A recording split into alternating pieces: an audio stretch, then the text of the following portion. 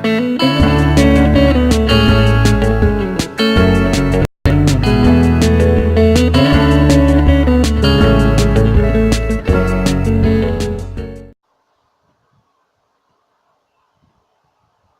guys, welcome back to the play at Courtesan. We're on chapter 2. As Antony reveals that Caesar crossed the Rubicon, you have your first opportunity to seek vengeance for your tribe. Alright, we're taking revenge, people.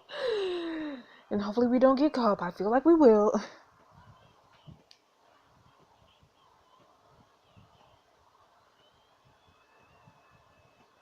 Courtesan of Rome. 8 years ago in Gaul. You and your family are returning from a hunt. You have no idea how close the Roman army is. Race you back. You take off fleet-footed as a deer, as your brother, still new to his adult bulk, runs awkwardly behind you. You'll never beat me. Your mother rolls her eyes, falling slowly as she searches the forest floor for Earth's work gathering. Will you two ever grow up? Never. Senator Riggs draws close to you, and you grin mischievously and leap over the creek, splashing water at your brother. Ha, I'm going to make it first. Shh. Your father suddenly freezes and draws his sword. You catch the first whiff of smoke ahead, coming from your village. Oh, snap. When you reach your village, you are too late. The Romans are already here. Bodies litter the ground. Your only home has disappeared into choking smoke and desperate screams. There's too many of them. Back to the force, we can't defeat them. Burning hut classes to reveal Otome, Roman tribune. He looks familiar. That's the chief. Don't let him escape. The legate wants him for a triumph. With the roar of fury, your brother grabs the burning board and charges for the smug tribune. Die, you monster! The tribune gestures casually and two other centurions step between him and Singerix. That what looks like he'll be a fun slay to break. Keep him for me. I mean, we're pretty much outnumbered, so I'm sorry, bruh. Trying to stay outside, you hiss at Singerix. Don't, they'll kill you. If we don't fight, they'll kill all of us. He lifts his board ready to charge the soldiers, but you grab his shoulder, trying to pull him towards the forest. As you struggle, you are suddenly seized from behind. You find yourself face to face with the young tribune leading the attack. What do we have here? You spit on him as you recourse. You pull a hidden knife from your boot and slash out, leaving a long trail of blood down the tribune's face. Ooh. Ah. Aaron, no. You'll pay for this. Oh well. Chapter 2, Crossing the Rubicon. I guess. present day. Tony swaggers to the party, letting the heavy door slam behind him. Rejoice, Romans, for great Caesar has at last conquered Gaul. What, no cheering have I been misinformed that all Roman waits with bated breath for my return? Oh, hush. What happened? How was Caesar's victory achieved? I waited a long time to meet you. I'm not going to try to be threatening. Antony gives you a careless glance.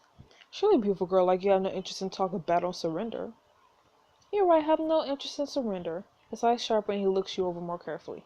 With a tight-lipped smile, Cassius steps forward. Be welcome, Antony. We are pleased you thought to share news of Caesar's victory. Antony gives only a courtesy nod to Cassius, then looks intently at each senator in the crowd, seeming to recognize each face. Seems demeanor rejoices chances of last in Rome, unless some of those here voted against Caesar in this unlawful invasion. The invasion was unlawful. I take it you believe the invasion was just right. Why would Senator vote against Roman expansion? Pretty much. I mean, I'm not trying to piss him off, and I need these repetition, points. Yeah. The lady asks an excellent question. Why would any loyal Roman vote against an action that profits Rome? Tony grabs your arm, drawing you into the light, but he directs his words to the senators behind you. Caesar's victory has gained astounding acres of fertile farmland, tens of thousands of horses, slaves, and soldiers, and safety for Rome against barbarian invasion. Feel the senators whispering approval. Holding God will be a bulwark against the Germans. Satisfied with the reactions, Antonio turns back to you. But perhaps none of that matters to you, eh? Should it? I knew your accent sounded Gallic. What do you want with her domain?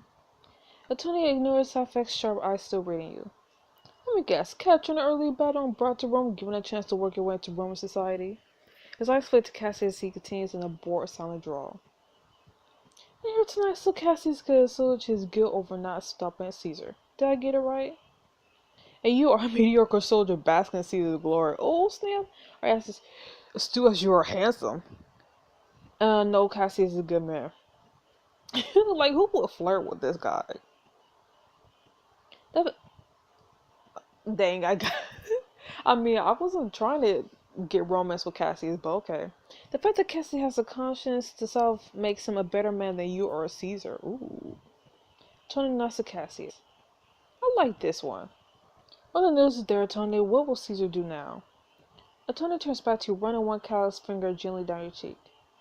What's he paying you tonight, my dear? Wherever it is, I'll double it. No. You can only have me if you beg. Talk to my Scully. Never have me.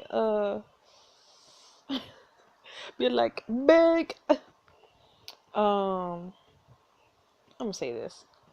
You want my services? You had to come another day. Tonight, I'm taken. Cassie's a lucky man. He turns back to answer Cassie's question. You want news of Caesar? Yes, the Senate has had no words of Caesar's plans. Is he staying in Gaul? Tony feigns surprise. Gaul? Of course not. Caesar and his legions are returned to Rome. He crossed the Rubicon today. Leaving Cassie open mouth, Tony moves further into the room, giving each senator the kiss of greeting. Cassius walks numbly towards another room, and you follow. Is it so important that Caesar crossed the Rubicon? The Rubicon is northern border of Italia. It's against the laws of the Republic to bring armed soldiers past it. If Caesar's bringing soldiers across, he's in position to threaten Rome itself. It means he's preparing for civil war. Dang. Meanwhile, in Otome in northern Italia. Rah! A small arena rings with the sun still and still as a short gladiator charges a monstrous giant of a man. Die! The giant swings a dull iron longsword, bringing it down directly on the head of the other gladiator. As the stands burst into applause, Amanda Dice announced the next combatant. There's a take on the giant of Scythia, barbarian god, last month's champion himself, Victus, the Conqueror King. During the course of the run, you will sometimes play as Aaron's scattered family members. Ooh. So once again, we're playing the different family members. Her father, Victus, is now a gladiator in northern Italia. Are you ready to die, Gaul? The giant of Scythia banks his sword menacingly against the shield, baring his teeth in a bestial smile. Choose weapon, fight me already. Customize Victus to choose his unique looking in the area. Select a special weapon to gain advantage in this fight today and throw out your story. I mean, obviously I'm not going to choose this. Or this. So, I guess we're just fighting with our fists. Not playing as Victus. It's like a standard gladius from the swords provided to the gladiators. I'm not sure for these Romans. Lancius Flacius, your trainer and owner of the Ludus you fight for, introduced you with the sneer. What do you have to say for yourself, barbarian? Can you defeat the giant, or will you water the arena with your blood? I'm a boast? I don't know. Today is not my day to die. Yeah! The giant roars in fury as the crowd screams their approval. Fight! The giant charges across the ring surprisingly fast. Just remind me of Twilight. You're so possibly fast and strong. His sword glints dully in the sunlight pitted from long use. You leap out of the way of the heavy blow and cough as the cloud dust rises from the arena floor where you just stood. Is that the best you could do? You lash out with your gladius but come up short, and the giant spins and brings his sword down hard on your hand. You howl in pain and nearly drop your sword. First blood to the giant of Scythia.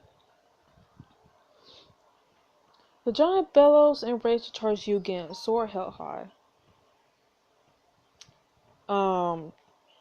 Duck or shoot, I don't know. Try again. The sword is huge but slow, and you dance backward and watch it smash the dirt, sending bloody dust flying. Heck yeah! Look at the cowardly barbarian retreat in the face of mighty Scythia. To the conquered king what we think of Gauls. The crowd cheers and screams as fighters whip up their excitement. Let's show 'em what Caesar does to barbarians. Crowd roars excitement. I will destroy all Romans, will not die for your tay and have no quarrel with you. I have no quarrel, like, I have no beef with you. You dodged the giant's heavy swings trying to reason with him. Why should we fight each other because they commanded? You grab the giant's arm and use it to shift yourself around him, still talking. There's no war between Scythia and Gaul. I'll smash this gnat. Okay, you could try. The crowd cheers already bored with your attempts at peace. Whatever. Stop talking, fight already, barbarian. The crowd takes up the chant. Fight! Fight! Fight! The giant charges against strength renewed at the side of your purpling fingers. You struggle to hold the gladius despite the pain. Yield, barbarian! Never! When the sun bursts at speed, you switch the gladius to your left hand and lash out low at the giant's legs. He stumbles backward, losing his balance. Surprise here from the barbarian! I'm trying to be a peacemaker. You catch the giant's meaty fist between both your forearms, snapping his wrist and ending with your gladius at his throat. You need not die today. I will not yield. The barbarian's soft heart. Do we show mercy or tear him? Kill him! Kill him! Your eyes make fires over the withering body of a giant. It's death or yours. Dang, I really have to kill him? Never. With the burst of strength, the giant struggles to throw you off. Sick at heart, you jerk your wrist and slit his throat in the burst of blood. Dang. I went for the conqueror kid. I went for Langshu's Flavius Ludus. Later that day, at the crossing sports, you report to Lucanus Flavius. Domain. We're doing today, barbarian. An impressive victory over the Scythian. I didn't fight him for you. But Flavius only laughs. Of course you did. Oh, you Ludus. Oh, your contract. All your victories are mine. You are welcome to them. Defeating a slave is a ring, and in a ring is no victory worth celebrating. Flavius holds up a handful of silver coins. You share the price of it with 5 sisters. I had them put away for you. A few more wins like that, you may be ready for Rome itself. I have too much to live for to lose. Fight only to spill Roman blood. Only wish you were you. Does this mean you're trying to kill him? I'm gonna just say this. Because I'm pretty sure we're not trying to flirt, so I'm assuming we're trying to, like, threaten him. Good, your life serves me better than your death would. I mean, I'm not here for you. You may own my body, but you'll never... You got my body, but you'll never conquer me. I will not be corrupted. You will conquer, remember? That's how you came here. Now clean your gladius and prepare to attend me later. Why does... This sounds oddly sexual. Obviously, you hear him bark orders to the guards who maintain the loose. That tourist school which brought you from Lega Aquila. Ooh, you come. I need strong arms to carry one for myself. A messenger brings news from Rome of Caesar. As the voice grows faint, you realize you've been left for a moment without guards, and the gates unbarred. Ooh. Sneak out quietly. Trying to look casual, you slide towards the gate, checking for anyone watching. Everyone went with Flavius. So moving slowly, you saunter carefully towards the main road, only picking up pace once outside the arena. We's alive! We's free! The sun has already set, but the broad Roman road is smooth and level. Easy to find your way in the darkness. I just need to put as much distance as possible between me and the Artium. Before you are even outside the town, you hear hoopies behind you. Pick up your pace. Welp. No! Stop there, barbarian! In the name of Lucanus Flavius. I am not trying to fight. You other two guards to take your hand off your glass. It will serve you no better to die here than in the ring. The guard stole you to your knees before Lucanus Flavius. I'm growing tired of this, barbarian. I thought you would learn by now. I will never submit to being your slave. I need you to carry a key to remind you who you are. You are defeated. You will never see freedom again. You have lost everything. But F this. I will have my friend. Have not lost everything. My family still lives. Yeah! Your family, they are dead or slaves like you. You will never see them again. Flavius turns to the guards. Take him to a cell. They approach you to your feet with the tips of their spears. And I'm confiscating your earnings from today's fight. Whoa. Now playing as Aaron. Senior Lucius, overhears you and Cassius talking about Mark Otome's news. Civil War? Don't be ridiculous. Caesar will never threaten Rome himself. Caesar has no respect for the Senate. You oppose him at every turn. Why should he respect you now? Senior Lucius stalks back through the doorway. You glance at Syphax. He knows something. Stay here. I'll find out. You sidled up to Senior Lucius, face composed in a teasing smile. You seem to know Great Caesar quite well, Senator. Lucius starts skull glancing resentfully at Syphax on the other side of the room. You drop a low bow, letting him see the smooth curve of your neck, his gaze sharpened. Well, I am descended from one of Rome's founders. We have always been closely tied to the Julius family. Then you were in his confidence even before Mark Antonius brought this news. You lay a hand on his shoulder and feel his breath speed up. Ooh. Why, yes, not so that I would have chosen to speak with Senator Cassius, nor his persuasions. So what did Caesar tell you of God? Was there an official surrender? Tell me now. I really shouldn't talk about it. As a trained courtesan, you will be able to get information out of men by using your walls of playing on their desires. Clearly you don't know anything of Caesar's plans. You wish to be left alone. Dang. Shoot. Clearly you wish to be, I'm gonna say this, maybe? I don't know. Yes! As you were trained, you withdraw abruptly from Lucius, replace your eager smile and soft hand with cold disregard. His face falls and he reaches desperately for your hand. No, stay. But what shall we talk about if you are sworn to silence on all topics of interest? Perhaps silence is a bit extreme. This will all be public soon anyway. What will? You lean back in, turning the full radiance of your smile, Lucius, who immediately preens. Tell me all your darkest secrets. Great Caesar rumored me to say that the Gallic tribes all converged around one leader. What? He even managed to defeat Caesar at Gergovia. Oh. But Caesar called for more legions as corner that word. He surrendered to save his people's lives. They were bringing him here for a triumph. And what would become of Gaul? Lucius shrugs. Those who aren't slaves will be left to grow grain for Rome, I presume. Caesar's still governor. It's his choice how to treat them. That's a lot of power to leave in one man's hand. Lucius nods as across the room you notice that Mark Otome has slid into the shallow shrine. Suddenly watching the ripples his news makes, you cross to join him. You're enjoying this. It's a party, shall I not enjoy myself? Watching it all cluck and scurry at your news, that's why you came, to see how they react. Of course, then why are you here? I am only here because I was paid, looking for a powerful man, here for reasons of my own. What would give me a reputation? I feel like the last one wouldn't.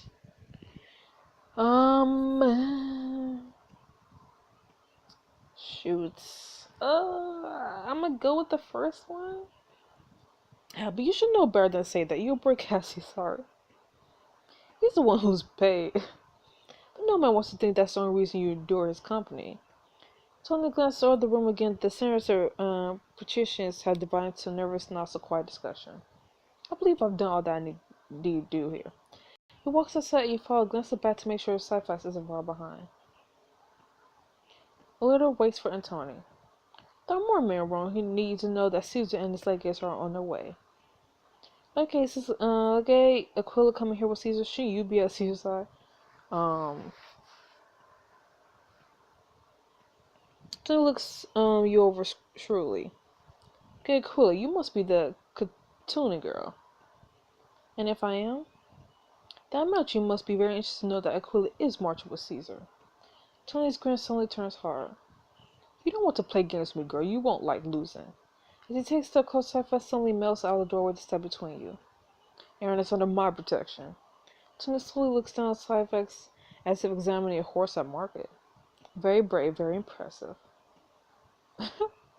If I want to hurry, no day backward bodyguard will be able to stop me. I can handle myself. Are you certain about that? Ooh.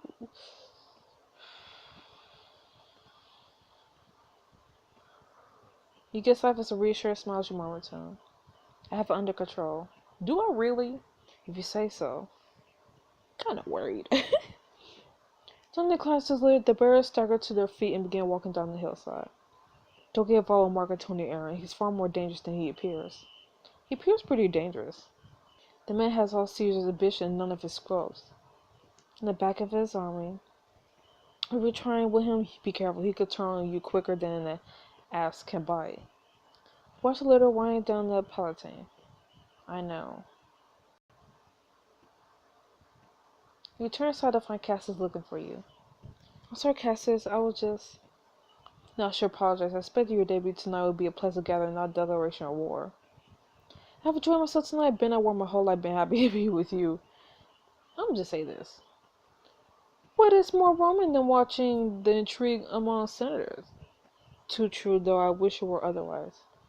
I'm glad I have been here, Cassius. Perhaps I can make up to you tonight. We could take some time away from the party and have the debut you deserve. Ooh. What you talking about, Cassius? You will leave your own party? I invited you here so I could spend time with you, and I feel we hardly had a chance to do that. You could not expect Tony's arrival. I hope to be your patron not just for tonight, Aaron, but as all things you have me. Can I make this a better evening for you by offering you a meal of true Roman delicacies outside by the fountain? Ooh. You could get away from the crowd and both have the chance to get to know each other. A romantic meal with Cass is an exclusive scene and learn more about your new patron. If I was a guy, I would be like, yes, take me. But nah, you hired me to entertain you and your guests. What would they think of us if we snuck away? They'll not have another couch brought. You must be ravenous. I insist you try the pickled flamingo tongues. Cassie starts to walk over to the dining couches where you hear two of the guests arguing. What is going on now? Won't listen to anything. Won't listen to you say anything against Caesar. Settle down. We'll have no fighting here. But as the young man whirls to glare at Cassie, you suddenly remember. Yep. Back to the force. We can't defeat them. That's the chief. Don't let him escape. Like it wasn't for a triumph. What are you looking at? The tribune who attacked your village is here. I guess he doesn't remember us? I don't know. Next time at Courtesan Rome, you have found one of the soldiers who attacked your tribe. Is your moment of vengeance at hand? But we're not going to do it. I already know that we're not going to do anything. We're just going to let him free. So anyways, I'll see you guys next week for the next chapter of A Courtesan Rome. So see you then. Bye-bye.